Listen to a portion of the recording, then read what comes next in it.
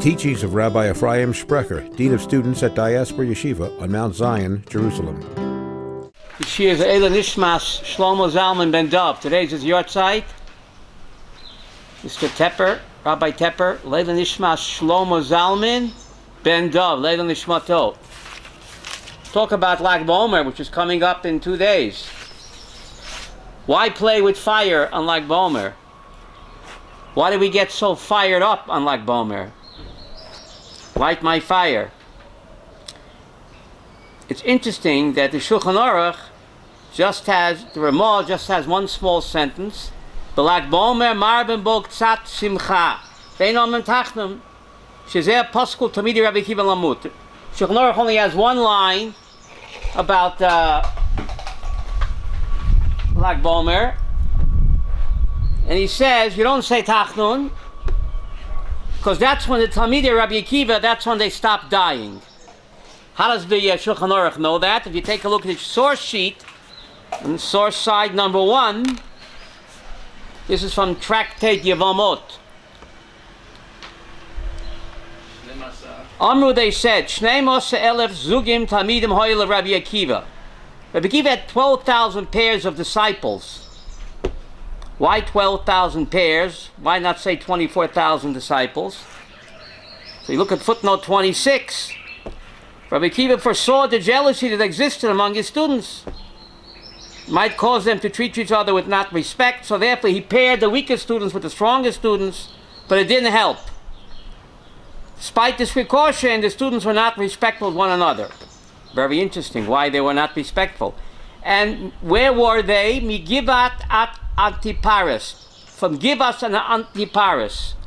Why is that important where they were located? Why is that important? There's a hint over here. These towns are located in northern Yehuda. And this is where the Bar Kokhba rebellion broke out. So they all died during this time. They all died during this time, between Pesach and Shavuos. They didn't give respect to each other. Atzabor Rabbi Akiva. So Rabbi Akiva came to our rabbis in the south and taught them Torah. Rav Meir, Rabbi Yehuda, Rabbi Yossi, Rav Shimon, Rabbi Elazar ben Shemua. Tana said, Kulam Mesu mi Pesach v'ad Atzeret. These 12,000 pairs died between when? Pesach and Shavuos. And like BaOmer, they stopped dying. Why did they stop dying? How did they die? Kulam Mesu Mesara. How did they die? For not respecting each other. Rav Nachman said Askara. Rav Nachman said they died Askara. Askara is a disease where they can't breathe. Sounds like corona. Oh. Incredible. Sounds like corona. But Rav Shira Goen tells us that it was Askara as actually a code word that they died fighting in the Bar Kokhba rebellion. And we'll talk about that. Why does the Talmud says where they were located, Migivat at Antiparis? That's in northern Yehuda, because historians tell us that's where the Bar Kokhba rebellion broke out. So Shira Goen says that they joined Bar Kokhba's army, and that's where they were killed during the Bar Kokhba rebellion, which was crushed by Rome. Because they did not respect and love each other. Very difficult to understand. Rabbi Akiva taught V'haftorach kamocha zeh klal godel b'Torah, the greatest mitzvah of the Torah, V'haftorach kamocha. So where were these guys when he was teaching that? Were they out to lunch? Where were these 24,000 Talmidim? V'haftorach kamocha is the greatest mitzvah of the Torah. So what were they learning all day? They were so heavenly minded, they were no earthly good. So didn't Rabbi Akiva teach them that the greatest principle is V'haftorach kamocha? So you have to say Rabbi Akiva only realized that after the fact. After all of his Talmidim died or got killed in the war, then he said, what happened to these great Torah scholars? What was their punishment? Now I realize that the greatest mitzvah is a haftarach kamocha. Even though they had much Torah knowledge, they were great Torah scholars, but because they didn't possess this midah of ahavat Yisrael one to the other, after the fact, Rabbi Akiva realized that that's the greatest principle of the Torah, because they had it all, but this they didn't have. So, and then he figured it out. Better late than never. So for not respecting and not loving each other, for being selfish, that's why you get they got killed out or they died. The Riyah Kodesh says that the Mishnah in Sota tells us, in the way a person measures others, the way Hashem measures him. Talmidei Rabbi Akiva, they were so harsh and judgmental one to the other. B'din kosher echad l'sheni, he said. So midah keneged midah. If you judge others harshly and always judgmentally, and you don't give anybody the benefit of the doubt, and chas v'sholom, that acts as a boomerang. So even when they were such great Torah scholars, but they had this midah of gaiva, hard to understand. The greater a Torah scholar is, the greater is his Yetzer Hara, yes? Did you hear the story about commentary by Rav Chaya Gaon? Rav Hai Gaon? Yes. Yes. He said, yes, it was during the Bar Kokhba. We said Rav Shira Gaon said, Rav Hai Gaon, Rav Shira and Rav Hai Gaon both say. During the war. They both say that they died during the war. Why? Why? If you take a look. Because Rabbi Akiva used to say that even the sages sometimes lose their mind. And he was referring to... no. But if you look at side 3, I talk about that. Ah, okay. You turn over, it's side 3, it says. This is the Rambam, Hilchas Melachim, Halacha Gimel. He says, Val yal al datcha, shemelech HaMashiach tzorech lasos oisos emaysim. Don't think that the Messiah has to perform signs and wonders.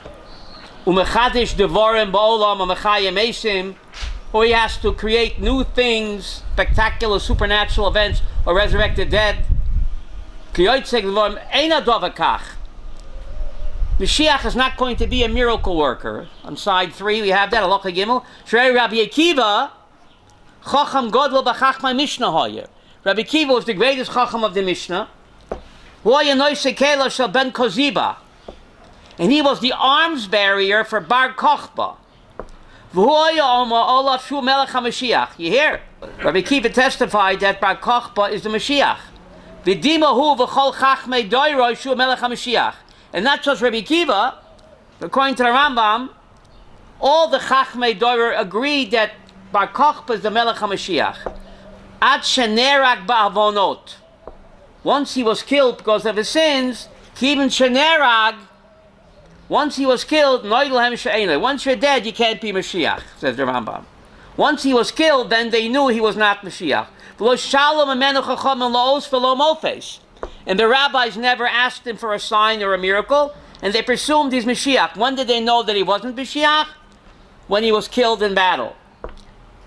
So Rav Hai Gaon says, like Yaakov Meir says, it's probable that his students took part to bring the final redemption. Rabbi Hai Gaon says, and Rashira, Rabbi Akiva's students were killed in Bar Kokhba revolt. Why? When did the Bar Kokhba revolt break out? It broke out 65 years after the Chorban Bayis Sheni. Rabbi Akiva testified that Bar Kokhba is the Mashiach. Mashiach is going to fight the wars to liberate Israel. This is 65 years after Chorban Bayis Sheni.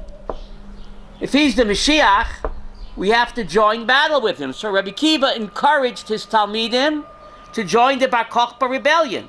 Because after all, between Chorban Bayis Rishon and Chorban Bayis Sheni, Chava, how many years was there? 70. So Rabbi Akiva figured this is Chorban Bayis Sheni, 65 years after Chorban Bayis Sheni. Perhaps in another 5 years, Mashiach will reveal himself. This is Bar Kokhba. So let's join the battle. Let's join the revolution, the rebellion against Rome. Only 65 years between Chorban Bayis Rishon and Bayis Sheni. Perhaps now It's 65 years after Chorban Bai Sheni. Perhaps in another 5 years, it'll be Bai Shlishi. So Rabbi Akiva looked like he had a Hesder yeshiva. He encouraged his Talmidim to join the Bar Kokhba rebellion. And the rebellion was crushed and they were massacred during Pesach and Shavuos. So why do we celebrate Lag BaOmer? Why did they stop dying on Lag BaOmer? And why do we light so many fires? Why do we play with fire?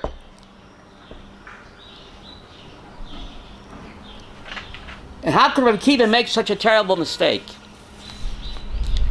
The answer is that even the greatest human beings make mistakes. Even Moshe Rabbeinu made mistakes. So did Rabbi Akiva. So did Rabbi Akiva. But he was not discouraged. Rabbi Akiva was not discouraged. What are you celebrating for? 24,000 Talmidim died. Lag BaOmer, we celebrate hope. Rabbi Akiva failed 24,000 times. Can you imagine that? He could have given up. He could have quit. He could have retired. You're a failure. Pack up and go home. What were you teaching these guys? Only afterwards did you realize V'ahavta l'reacha kamocha, Klal Godel b'Torah. Only after they all died or got killed. Where were you before, Rabbi Akiva? Now you realize it? Rabbi Akiva didn't give up hope. He started over. Lag BaOmer was celebrating hope that we'll get out of this coronavirus. It's never too late. If at first you don't succeed, try again. But it's more than that. In every tragedy, there's a new hope. Hopefully in this corona tragedy, there will be a hope. From this tragedy sprang the Rabbi and Rav Meir. When he lost the 24,000 Talmidim, he ordained new Talmidim. Rav Meir and Rav Shimon Bar Yochai, whose yortzeit is Lag BaOmer. If the 24,000 students would not have died or gotten killed in the rebellion against Rome, Rabbi Akiva would never have searched for new students, and no Rashbi and no Rav Meir. Isn't that incredible? The entire Torah's Nigla that we have, Stam Mishtik Rav Meir, and the entire Torah's Nistar that we have, Zohar and Kabbalah, is on the Rashbi. If Rabbi Akiva would not have lost his 24,000 Talmidim, he never would have searched for new Talmidim. From this tragedy came a great salvation. Rav Meir and the Rashbi were only ordained afterwards. And they were ordained on Lag BaOmer, says the Ari HaKadosh. And that's the reason for the celebration. They were ordained on Lag BaOmer. So from this great tragedy, Rabbi Akiva could have said, I'm a failure, I'm going home to retire, but he didn't give up. He searched for new Talmidim, and after the new Talmidim, Rav Meir, the whole Stam Mishnah comes like Rav Meir, the oral Torah, and the whole Zohar HaKadosh is the Rashbi. These Talmidim were ordained on Lag BaOmer only after the tragedy of losing 24,000. So we see that all klalos are really hidden brachas. What a messer for Lag BaOmer and for us during Corona. There's a hidden good in every tragedy. You just have to be patient. You just have to be patient. We read a few weeks ago, Parshas Tazria Mitzorah. The Torah tells us, if you come to the land of Israel, I'll put a nega in your house. Terrible tragedy. A nega, a leprosy in a person's home. Ezagmas nefesh, anguish, embarrassment, humiliation, expense. He has to destroy the house to get rid of the nega. But Rashi said there's a buried treasure there.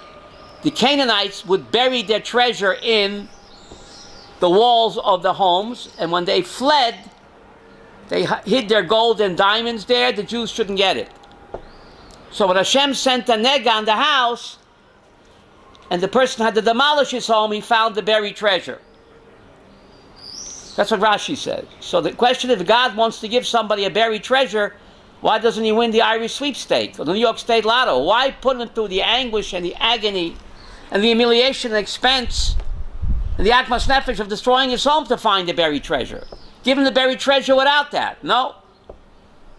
The message is that in every tragedy, whatever it is, there's a hidden treasure. Sometimes it's material treasure, but most of the time, it's a spiritual treasure. There's a spiritual treasure buried here in Corona. We just have to dig deep enough to extract it. So he said, why play with fire unlike Omer? Madu avalama. There's a pasuk in Pasha Zoysa Bracha Eish Dat. The Torah is called a fiery Torah. The Torah is called a fiery Torah. Why is it called a fiery Torah? Rashi says, because it was written black fire on white fire. And also the Torah was given mitocha eish. The mountain Har Sinai was engulfed in a volcano, flames shooting out from it. Torah is given from fire. Why was the Torah given through fire? Why a fiery Torah? So the answer is that Torah is like fire. Fire, if it's managed and handled properly, can be very constructive. But fire, if it's mishandled and mismanaged, can be very destructive as well. Torah is like fire. Handle it well, says the Gemara in Yuma, Nasalo Samachayim. Very constructive, but God forbid. Loi Zacha, like Talmidei Rabbi Akiva, then the Eish Dat, the Eish HaTorah can destroy a person. Lo Yaleinu. Handle with care. Beware how you handle the Torah. These Talmidim Rabbi Akiva, for Lo Yaleinu, for them, the Torah was Sama Moves. Their fire of the Torah was not constructive, it was destructive, because they were jealous of each other. In Yiddish say, Nish Fraginen. They didn't realize that derech eretz kodma laTorah. They said my way or the highway. So why are we lighting a fire? Unlike Omer, the Ariya Kodesh says, like Omer is the yahrzeit of the Rashbi. At a yahrzeit we light a candle. So all the bonfire, says the Ariya, is a giant yahrzeit candle for the Rav Shimon Bar Yochai.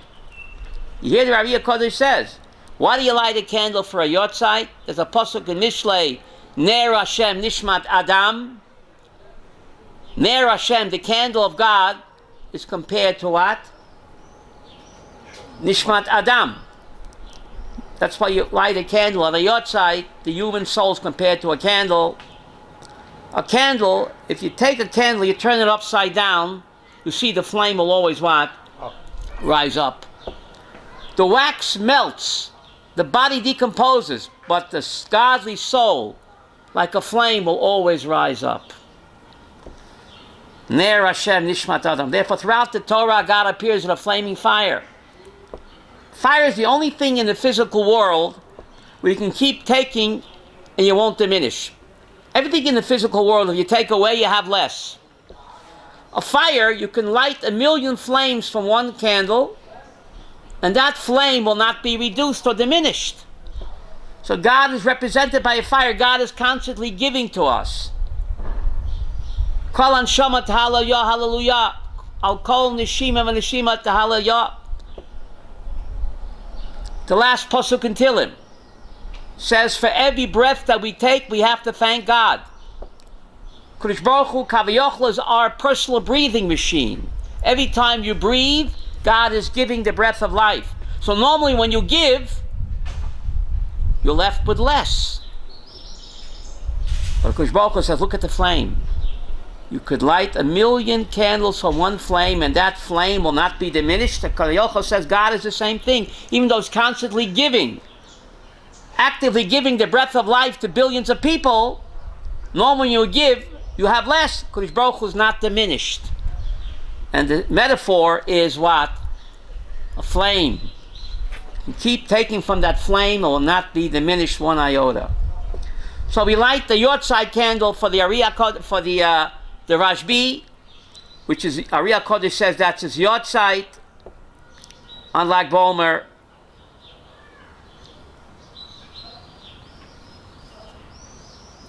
Rabbi Akiva's Talmidim, such great Torah scholars. They were so heavenly minded, they were no earthly good. What do I mean by that? We say in the Shema, Ki mei hashamayim al haaretz. We say on Shema, Ki mei hashamayim al haaretz. What does that mean? The tafkid of a Jew is to bring what? Heaven down on earth. Not to remain in ivory towers. The tafkid of a Jew is to sanctify and elevate and be mekadesh all aspects of the Bria. Ki mei hashamayim al haaretz. Our tafkid is to bring heaven down on earth.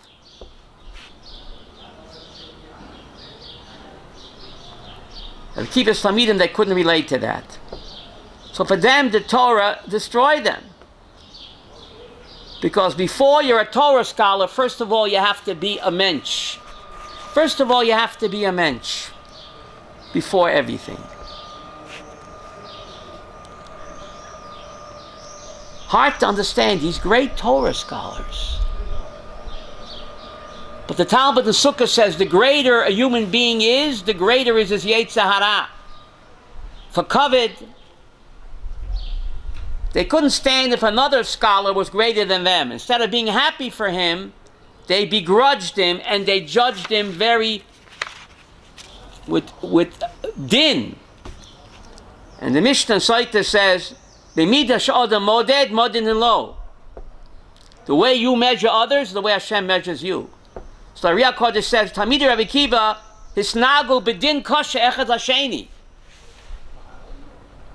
Very harsh, judgmental. Therefore, midah keneged midah, Hashem went with midah sadin to them and not midah sarachamim. So what is the message? The message is to be mavater, not to be so harsh and judgmental. Give everyone the benefit of the doubt, and this way God will give you the benefit of the doubt. The way we behave with others is the way God behaves with us. Midah keneged midah.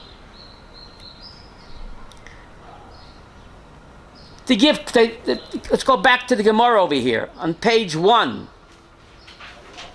On page 1, they didn't give kavod. What does the word kavod mean in Hebrew? Kavod means a heavy. When I was growing up, if you wanted to give someone, say that someone is an important person, we called him a heavy. He's a heavy. Kavod is from the same word kaved. Every human being has a heavy presence. Don't take any human being lightly. Every human being is a tzelem Elohim. Every human being has a godly soul. Each person is special and unique and custom made.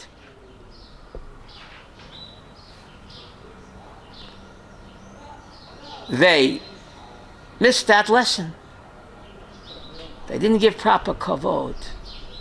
To respect the tzelem Elohim, the chedek Elohim Yimal that every Jew possesses.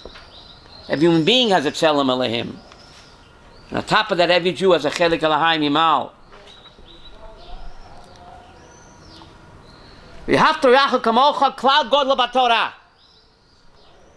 Why is that the greatest principle in the Torah? Loving a fellow Jew. Now, probably the most misunderstood verse in the Chumash. The English translate, love your friend like yourself. It's v'hafta re'acho kamocha. Love your friend like yourself. Is that, the English says that. Chav, is it possible to love your friend as yourself?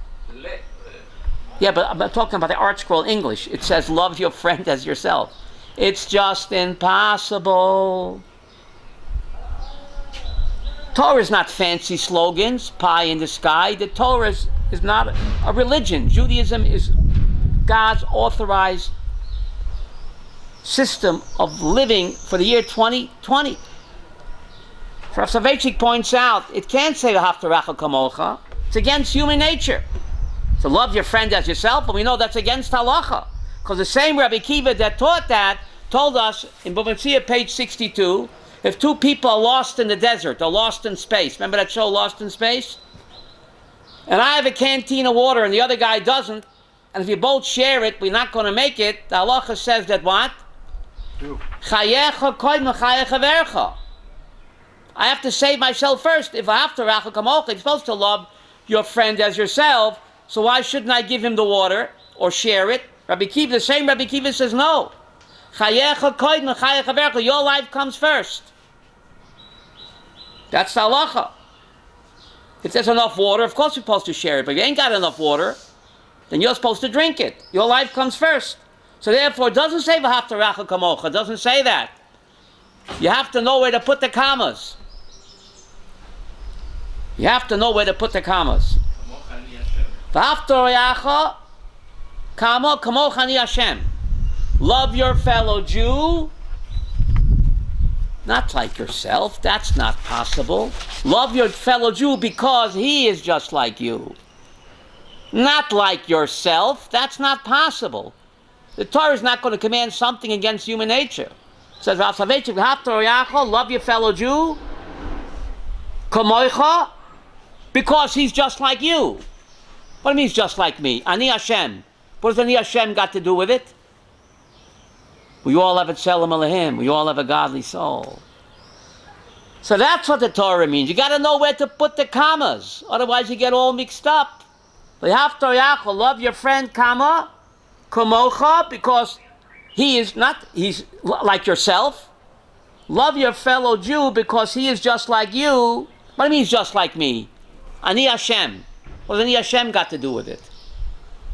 We all have a godly soul. We all have a piece of the rock in us. That's why you have to love him. Not like yourself, but love him because he's just like you. Deuteronomy 32, God calls himself the rock. We all have a piece of the rock in us.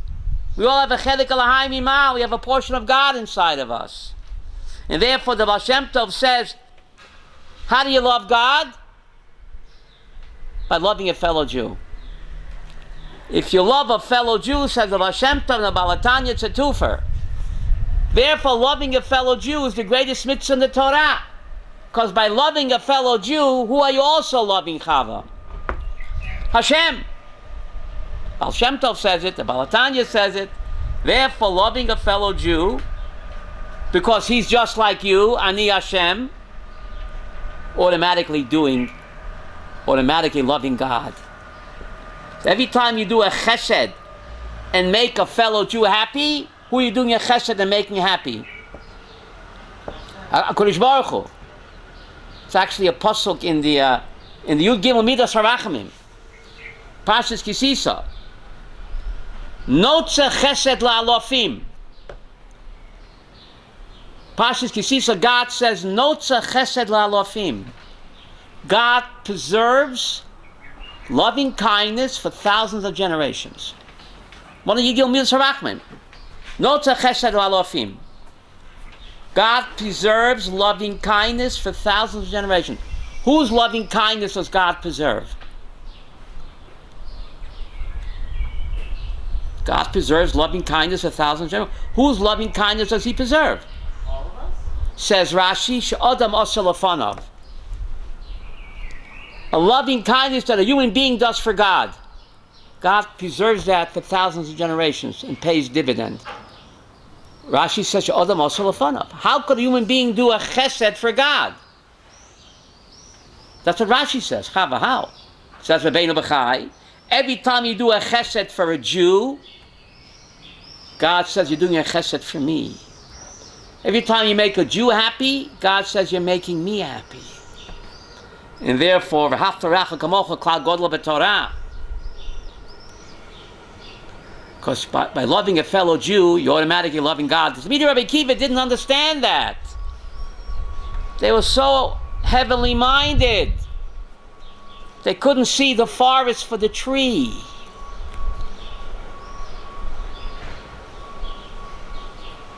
Let's learn from their mistake.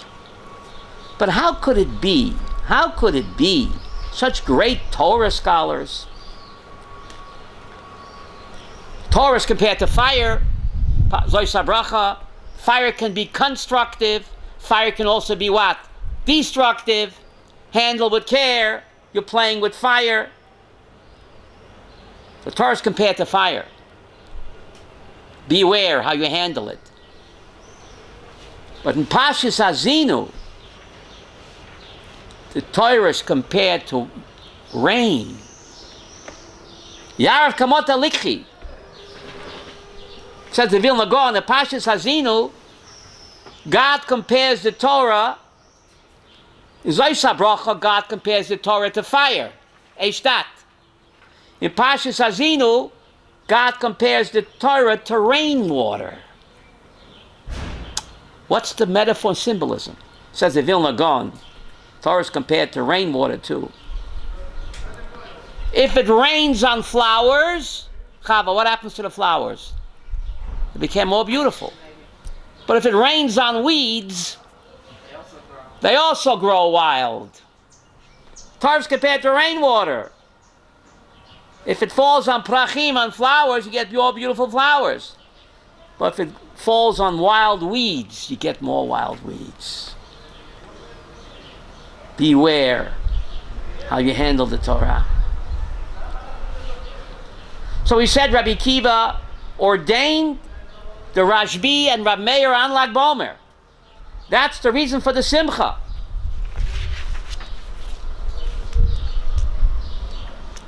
That's the reason for the Simcha. Lag Sameach, we say. Not Chag Sameach, Lag Sameach. Lag Sameach. The Zohar says, the day when the Rashbi died, which was when? Lag BaOmer, there was a pillar of fire engulfing his house. All the Talmidim, they saw a pillar of fire engulfing his house on the day he died, which is Lag BaOmer. And that's another reason why we what? Light a fire. To symbolize the Eish, Amud Eish, that descended on the Rashbi's house the day that he died, which was when? Lag BaOmer. Which was Lag BaOmer. His yahrzeit. So we're lighting a huge Ner Hashem Nishmat Adam, a huge yahrzeit candle for the Rashbi. Pretty amazing. Pasuk and Pashas Mishpatim va'anshe kodesh. It's good to be holy, but before you're holy, be a mensch first, says the Kotzker Rebbe. Be a mensch first. Have derech eretz, kavod, and respect for every person. Every person is a kaved. You didn't have that growing up in your neighborhood, Chava. They called an important person a heavy. In Brooklyn, that's what we call a heavy, kaved. Every person is a heavy presence. No. I said he's a heavy. If somebody said was important, then they would call it The heavy, but from the word kaved, kavod, it's the same root. It's the same root. Sfirat Omer is divided. From the first day until Lamed Bet is 32 days.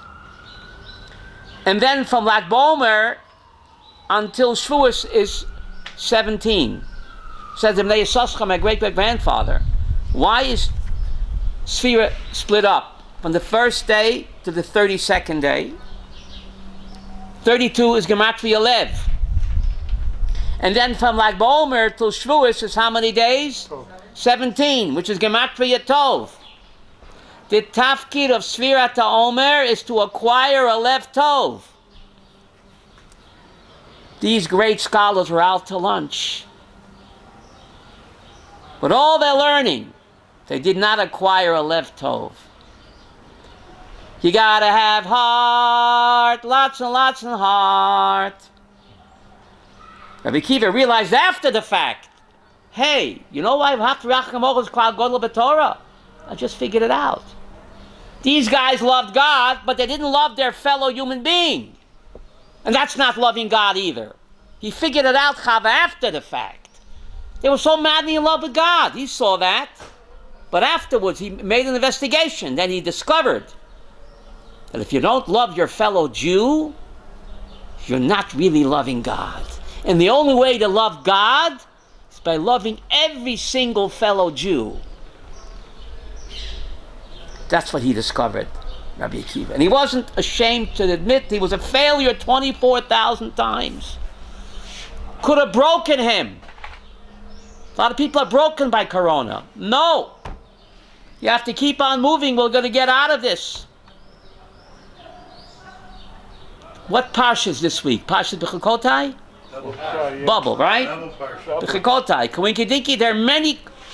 The brachas are short and the klalas are many. Why is that? The klalas are many more than the brachot. Says the Baal Shem Tov, that all of the klalas are really hidden brachas. In every tragedy, there's a hidden good. You just have to be patient. We have to be patient. We're going to get through this. So, like Omer,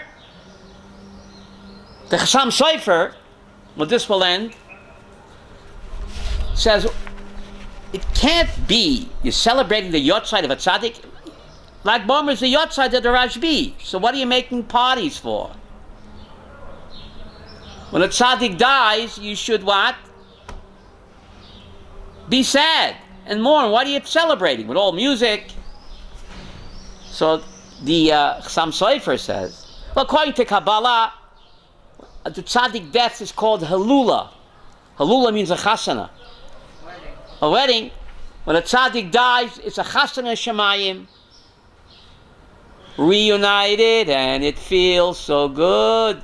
Gemara Moed Katan tells us, page 25, when a tzaddik niftar min ha'olam, Kodesh Baruch Hu mesameach im haneshama kechatan im hakala.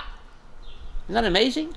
When a tzaddik dies, Kodesh Baruch Hu is sameach with the neshama kechatan im hakala. It's like a wedding in Shemayim, at the Yortzeit. So Al Pi Kabbalah, that's what we're celebrating. Where the neshama is reunited with her source. But let me finish, and then you will ask. But that's Al Pi Kabbalah. What about Pashtus? What's the simcha? Says the Chassam Sofer, like Omer is Chai Iyar. Like Omer is the 18th day of Iyar. What is that date? Look in Parshas B'Shalach. That's when the mun began to fall in the midbar. You hear this? The Jews left Egypt on the 15th of Nisan. And they were eating matzah for a whole month. They ran out of matzah on the 15th of Iyar. Look in Parshas B'Shalach. They complained, and then the mun began to fall on the 18th of Iyar. When is the 18th of Iyar? Like Omer. So that's the reason for the simcha. Like Omer is Monday. Monday. It's the day when, even though it falls on Tuesday, but it's actually Monday. It's the day when mun began to fall. So that's the reason for the simcha. So the question is, why is it covered up? Did you know that? How come nobody knows it's Monday? Some Sofer asked the question, what's a greater miracle? Donuts from heaven or magic clouds? Donuts from heaven, no? So if you have a 7-day yontif to celebrate the magic clouds, what's that called? Sukkot. Why don't you have a yontif to celebrate donuts from heaven? You can live without magic clouds. You can live without magic clouds, but you can't live without food. So isn't food from heaven a greater miracle than the Anani HaKavod? So how come there's a yontif from the Torah to celebrate Anani HaKavod called Sukkot, and there's no Monday? And there's no Monday. It's like Omer, it's covered up, it's not a Torah holiday. Why not make it a yontif? The Be'er Shel Miriam. You can live without clouds, you can't live without water. Why don't you have a day to celebrate the Be'er Shel Miriam? The magic well that gave us water for 40 years. Isn't that a greater nest than what? Than heavenly clouds? So how come there's no Monday in the Torah? There's no Be'er Shel Miriam day? So Sam Sofer, he gives two explanations. One explanation is, if you take your child on a hike in the desert for 40 years, don't you have to give him food and water? That doesn't deserve a yontif. Who's going to take his kid on a hike for 40 years in the desert and not give him food and water? That doesn't deserve a yontif. No father would do less. Magic clouds, that's above and beyond the call of duty. God gave us food, He gave us water, He gave us sukkos mamish, actually log cabins. For that there's no yontif. The yontif is for the anane akavod. That's above and beyond the call of duty, said the Sam Sofer. That's the extra hug. All of our needs were taken care of. Look at the Gemara Sukkah Chava. God built us log cabins, like Davy Crockett cabin. We had cabins that He built for us. So we were protected from the elements, from the cold and the rain and the heat. Rashi says, the Gemara, cabins, was cabins. Sukkos. He said, a cabin, wooden cabins. That's what the Gemara says. But above and beyond that, there was anane hakavod. There was tents too. Depends where they stopped. They had tents, but where they remained a long time, then they built cabins. Of course, where they stayed just a few days, they pitched a tent. But with some places they stayed for a couple of years. There they actually made cabins, or Hashem made for them. Some places stayed 20 years. 19 years they stayed in Kodesh Barnea. So for that there's no yontif, and no parent would do less to give his child food, shelter, and what? Water. And water. But the Anani Yaakov is above and beyond the call of duty, and therefore we celebrate Sukkot. He gives another explanation. When it comes to the food and the water, the Jews complained. The Jews complained, take a look in the text. Where's the food? Where's the water? That's how you talk to a parent. Say, Abba, please give me an allowance. Because they complained and they didn't ask in a nice way, we lost the yontif. So according to this explanation, the Jews would have asked for food in a nice way, and the Jews would have asked for water in a nice way, we would have gotten 2 more holidays. Would have gotten Taka Monday and Be'er Shel Miriam Day. But because we complained, you have to know how to ask to your parent, right? There's a way to ask with derech eretz. But according to Sam Sofer, like Omer is Monday, and that's the reason for the joy. You have to thank HaKadosh Baruch Hu for giving us food from heaven, and thank HaKadosh Baruch Hu. Thank God Israel is the safest place on earth. Thank God. From all the countries in the world, Israel is the safest place because we have extra protection. Divine providence is strongest over here. Over here, Chava, it's a local call. It's not long distance. Because Baruch Hu is looking out for us. And therefore, all the Jews want to make Aliyah. Perhaps this is God's game plan. Maybe God brought this coronavirus to wake the Jews up. Come on home. This is the safest place on earth. Because Mashiach cannot come until all the Jews make Aliyah. So said the Vilna Gaon. So perhaps God orchestrated all this. And by the way, the word Mashiach is Gematria Corona, 358. You can figure it out. Mem Shin Yud Ches. Mem Shin Yud Ches. It's Gematria Corona. Perhaps this is God's game plan to bring the Mashiach. Because Vilna Gaon said Mashiach cannot come until all the Jewish people what? Make Aliyah. And they weren't coming. So perhaps God brought this all about to have the Yidden come home and then Mashiach will come. Thank you and good afternoon. For more of Rabbi Sprecher's teachings, visit rabbisprecher.com.